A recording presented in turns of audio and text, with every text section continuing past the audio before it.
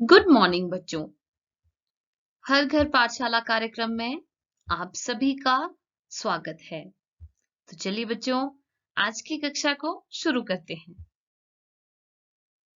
Class fourth, unit 1, building with bricks, ईंटों से बनी इमारत, भाग 6। प्यारे बच्चों, अभी तक हमने जो भी पढ़ा, जाना या सीखा, आज हम उसका एक क्विक सा रिवीजन करने वाले हैं भाग 6 में। तो प्यारे बच्चों, इस भाग में हम जानेंगे ईंटों द्वारा फर्श तथा दीवार पर बने भिन्न भिन्न पैटर्न के बारे में, ईंटों से बनने वाले झरोखे, जाली पैटर्न और मेहराब के बारे में। स्वयं भी फर्श, दीवार, जाली और मेहराब के हम कुछ पैटर्न यहाँ बनाना सीखेंगे और ईंटों के माप तथा माप के हिसाब से ईंटों की जरूरत का अंदाजा लगाएंगे। निर्माण कार्य में ईंटों की मात्रा तथा विभिन्न ईंटों की कीमतों का अनुमान लगाना हम यहाँ पर सीखेंगे। कुछ मेंटल मैथ्स हम यहाँ पर करेंगे। ठीक है बच्चों, तो चलिए आज की कक्षा को शुरू करते हैं। जागृति स्कूल में इस तरह से फर्श पर कुछ पैटर्न बनाए गए थे। यदि आप इन पैटर्न्स को बच्चों ध्यान से देखें तो कुछ पैटर्न यहाँ पर सर्कुलर शेप है, यानी वृत्ताकार है। कुछ पैटर्न को यहाँ ईंटों को क्रॉस में रखकर बनाया गया है। कुछ पैटर्न यहाँ पर ईंटों को वर्टिकल और हॉरिजॉन्टल रख के बनाए गए हैं, जो बहुत ही खूबसूरत भी हैं और बहुत ही साधारण भी हैं। तो इस तरह से मिस्त्रियों ने बहुत ही अलग अलग तरह के पैटर्न यहाँ पर फर्श पर बनाए हैं। चलिए अब मैडम इंजीनियर की हेल्प से हम यहाँ पर दीवार के लिए या फर्श के लिए ये पैटर्न यहाँ पर हम बना रहे हैं। ये दीवार अथवा फर्श दोनों के लिए इस्तेमाल किया जा सकता है। एक ईंट को हम इस तरह से सीधी खड़ी रखेंगे, दो ईंटें हॉरिजॉन्टल, एक ईंट खड़ी, दो ईंटें इस तरह से सीधी और आगे आगे हम पैटर्न को बढ़ाते जाएंगे। अब सेकंड रो की बात करेंगे तो हम सेकंड रो में पहले हमने पहली रो में ईंट को खड़ा रखा था, तो सेकंड रो में हम ईंट को दो ईंटों को अब सीधा रखेंगे और एक ईंट को खड़ा रखेंगे। इसी तरह से हम आगे आगे पैटर्न को बढ़ाते जाएंगे। आप देख सकते हैं बच्चों, आप स्वयं भी इस तरह के पैटर्न को बना सकते हैं। अब यहाँ थर्ड रो में, मैं इसे थर्ड रो ही कहूंगी। अब थर्ड रो में हम पहली रो को रिपीट करेंगे और फोर्थ रो में दूसरी रो को हम रिपीट करेंगे। इस तरह से हम आगे आगे अपने पैटर्न को बढ़ाते जाएंगे। और आप देख रहे होंगे बच्चों, हम इस तरह के पैटर्न का इस्तेमाल दीवार और फर्श दोनों पर ईंटों की मदद से कर सकते हैं। प्यारे बच्चों, ये कुछ दीवार पर बने ईंटों के पैटर्न हैं जो बहुत ही साधारण भी हैं।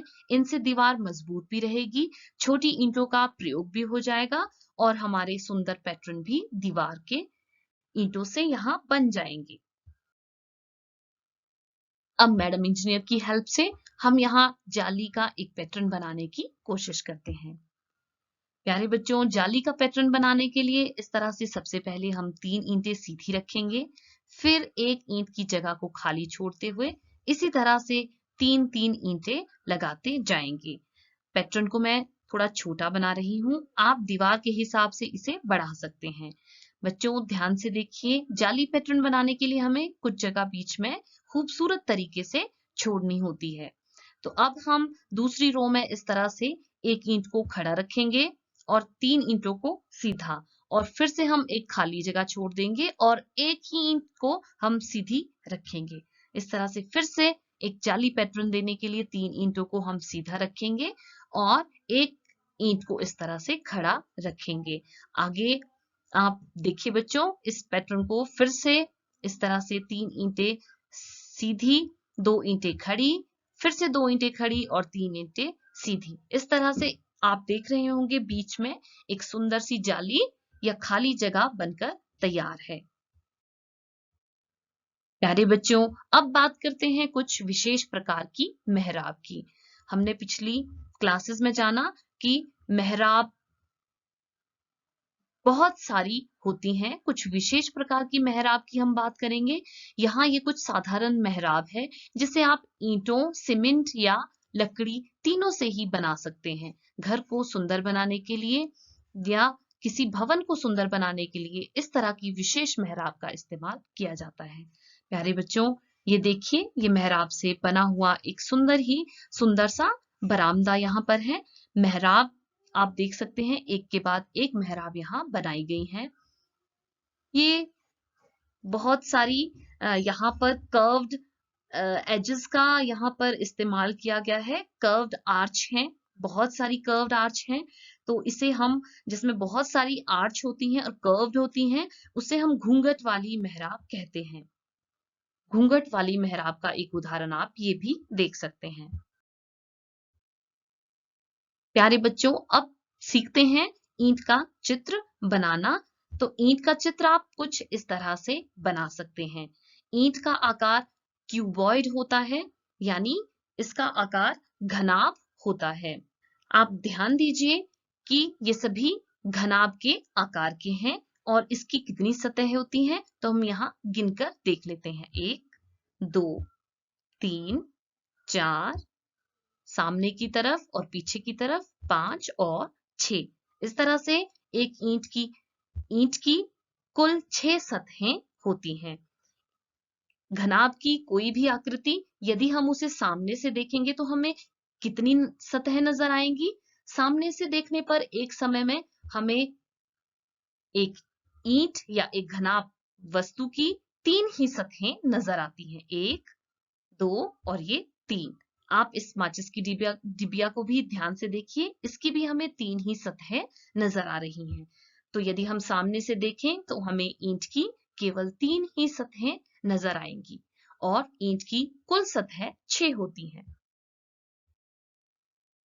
प्यारे बच्चों, अब अगर बात करें ईंट की लंबाई, चौड़ाई और ऊंचाई की, तो हम ईंट को कुछ इस तरह से माप सकते हैं।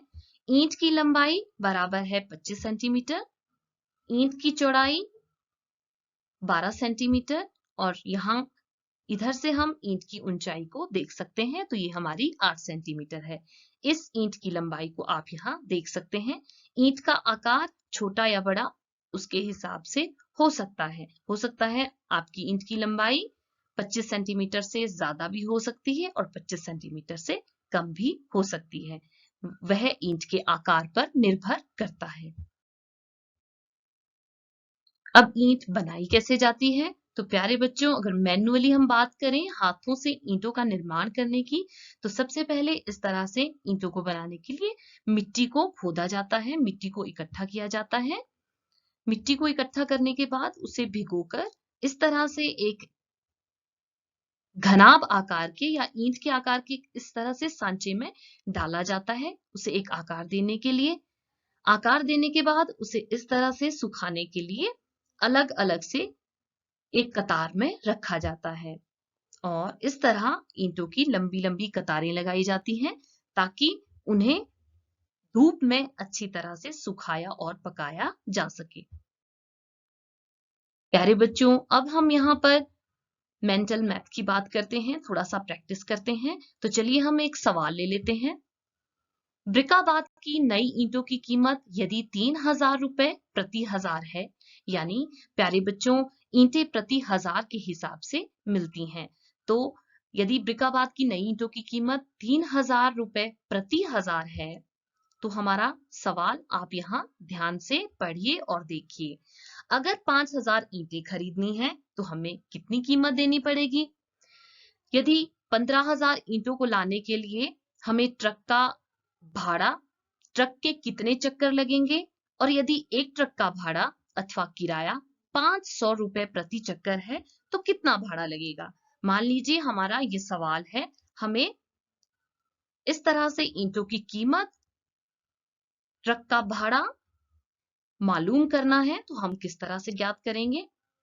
प्यारे बच्चों, मान लीजिए वो ब्रिकाबाद की नई ईंटें हैं और हमें 5000 ईंटें खरीदनी है, तो 1000 ईंटों की कीमत प्यारे बच्चों कितनी है?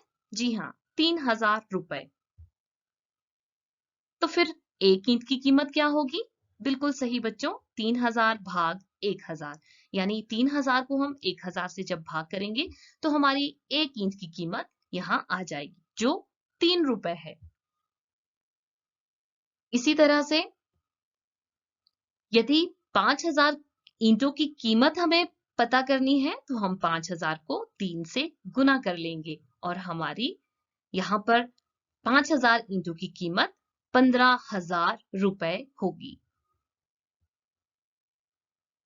इसी सवाल में हमसे पूछा गया था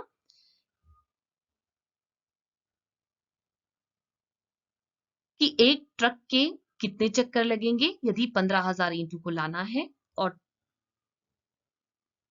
ट्रक का भाड़ा 5,000 रुपए प्रति चक्कर है तो कितना भाड़ा लगेगा। तो प्यारे बच्चों, क्योंकि एक ट्रक एक चक्कर में ढोता है 5,000 ईंटें, तो 15,000 ईंटों को ढोने में चक्कर लगेंगे। जी हाँ, 15,000 भाग 5,000 यानी 3 चक्कर। और यदि एक चक्कर का भाड़ा है 500 रुपए तो 3 चक्कर का भाड़ा कितना होगा बच्चों? जी हाँ, 500 गुना 3 यानी 1500 रुपए। तो प्यारे बच्चों, आप इस तरह के कई सवाल कर सकते हैं और निर्माण कार्य में अपने माता पिता की मदद कर सकते हैं कीमत जानने में और भाड़ा जानने में। ठीक है प्यारे बच्चों, आज के लिए इतना ही। धन्यवाद।